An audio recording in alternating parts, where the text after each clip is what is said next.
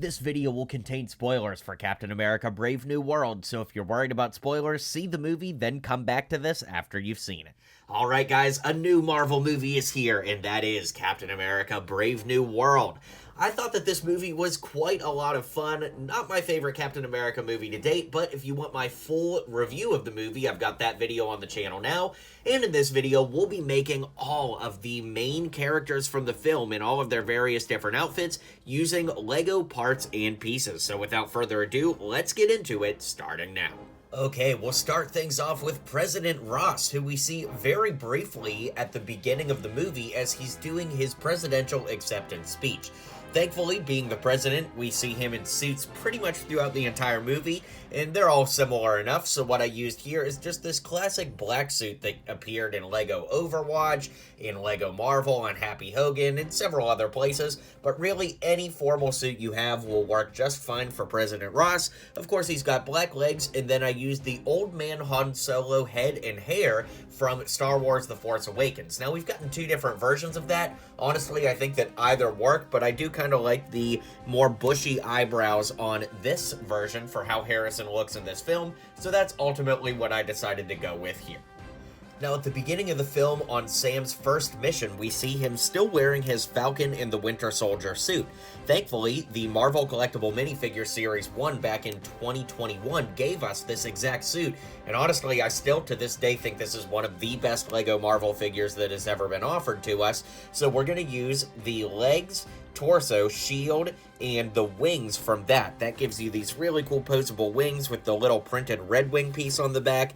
Then we do have to break the purist method because he does wear a white helmet in a blink and you miss it moment. So I took a regular dark blue Captain America helmet and used a white paint pen to actually transform it to be white. Then if we lift that up, you can see that I used this Star Wars head underneath. I think it's from some kind of like snow ATST driver or something like that, ATRT driver. I'm sure someone in the comments will know and correct me, but we really only see him wear that for a split second, and in reality, he actually wears his goggles, and he has his head exposed here because he's not using that white half mask that we saw in the Falcon Winter Soldier finale.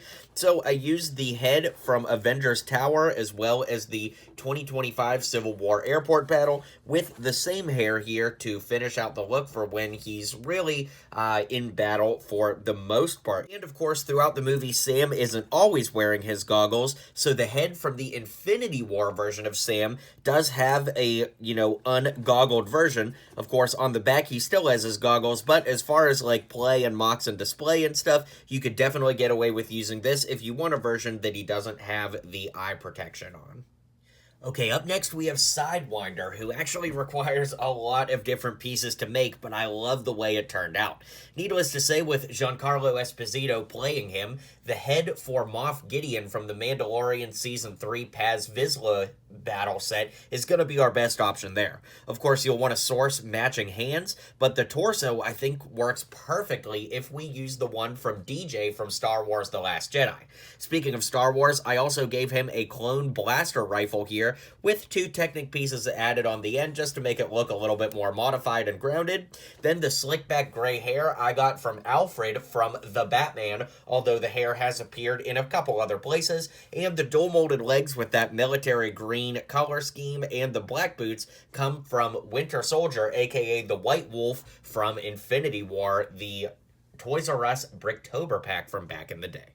Okay, so here we have Falcon, aka Joaquin Torres, and I love the minifigure just the way it came out of the box, so I actually didn't make any updates to the super suit version of the figure. Sure, I'm sure there's a pair of printed legs that could work really well, but honestly, based off of what we saw in the movie, I'm actually pretty content with what they gave us in the set. I know, how rare is that? But, of course, he is unmasked for quite a bit of the movie, in fact, the majority of it, so for that, I actually put this head together, and this came from the Pharrell Williams set with all those random heads that we got there. I think that this one works really well for Danny Ramirez's likeness in the film, and then, of course, just the pushback black hair finishes out the look.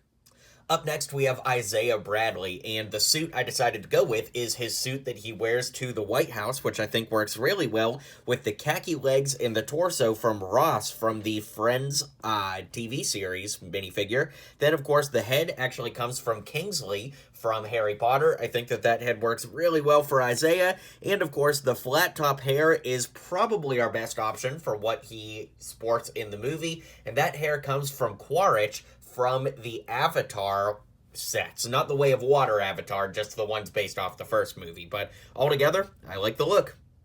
Up next, we have Ruth Bat-Seraph, who really wasn't anything like she is in the comics, but regardless, she definitely does help the plot and the team along. So for her figure here, I went ahead and used the torso from Grip Hook from Harry Potter, from the CMFs that is. Then, of course, I did give her the mid-sized legs. The reason for that is, if we put her, let's say, next to President Ross, it does kind of reflect their height difference, because the actress that plays Ruth Bat-Seraph, I looked it up, she's actually 4'11" in real life, so she is quite tiny as far as her height is concerned. So in order to make this as accurate as possible, I do think that using the mid-sized legs is the best option, so that when you put her next to your other minifigures, the heights do make sense. That being said, I used the exact same head that came on the Ruth Bat-Seraph figure in the actual Brave New World Lego set, and of course, she actually has her hair in a ponytail most of the time whenever she is in diplomatic mode, so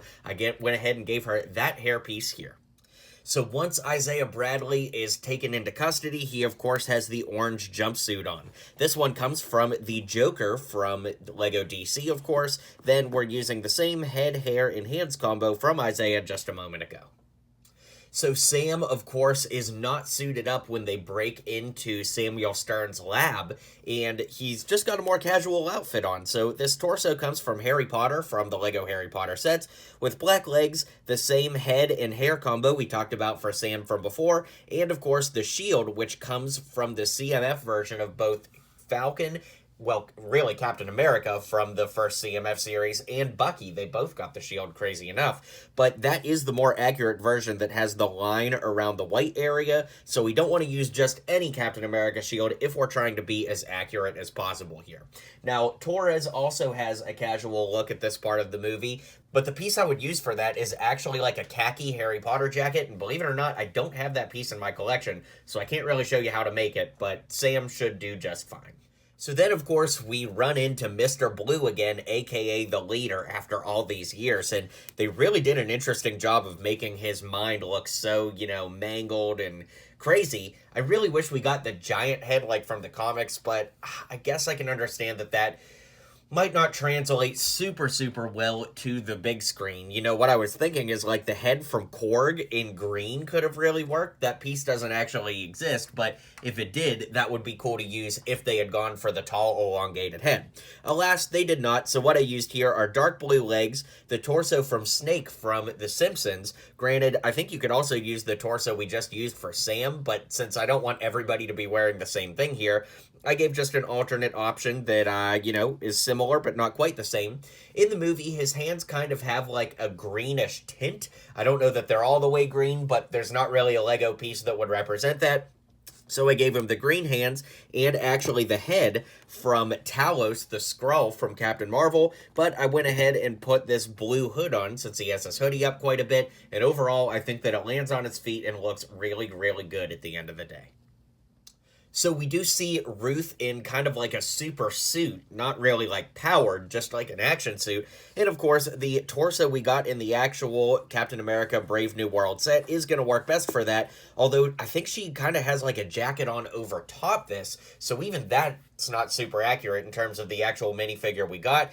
And on that note, in that set, we got 4 minifigs, of course: Falcon, Captain America, Red Hulk, and Ruth. And I just feel like Ruth was kind of a wasted spot here. It really should have been like a President Ross minifig, which would have been awesome. But regardless, anyways, let's get back to the customs. Guys, when Bucky showed up in this movie, I was actually so surprised. Like, We are getting to a point where I'm like, man, if he hasn't shown up by now, it's not going to happen. And Thunderbolts is coming up. And then he did show up. Oh my gosh, it was so cool. So to build him, I used the head and hair from the CMF version of Bucky from Series 1. The torso has switched out hands, one black for his robotic arm and one regular for his regular arm. And the torso itself actually comes from Ultra Agents. And finally, he has black legs.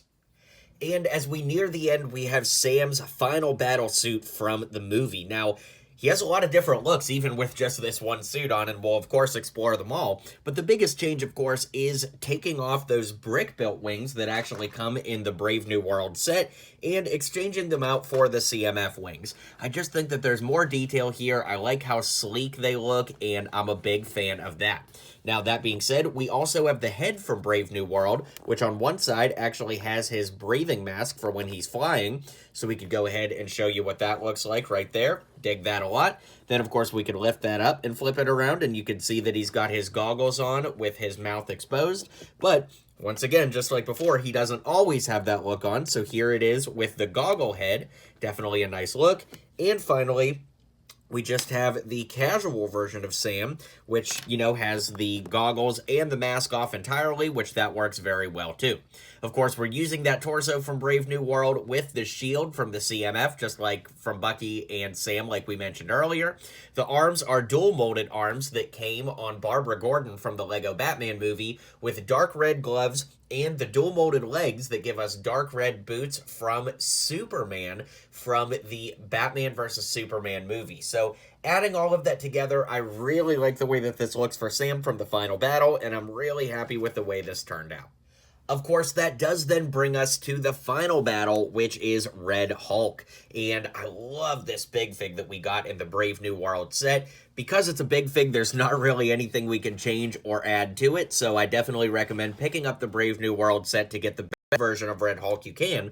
Of course, we also have a big fig version of Red Hulk from 2017 that's more comic book based, but if for some reason you didn't want to get the new set, you could just use the original one, but the original one itself almost costs as much as the entire set that's on store shelves as of this video, so you might as well just go ahead and get Red Hulk. If you want a slightly cheaper option, there is a $35 set of Iron Man's car that comes with a minifig scale version of Red Hulk, but considering you probably want to make all the characters from this, it would be worth spending $20 more to get all 4 minifigs from the movie versus this, but I always like to give you guys lots of options, and with that being said, we've only got one more figure to go before we wrap it up. At the end of the movie, we of course finally see Betty Ross. After 17 years in the MCU, she is back, and once again played by Liv Tyler, which I thought was quite cool.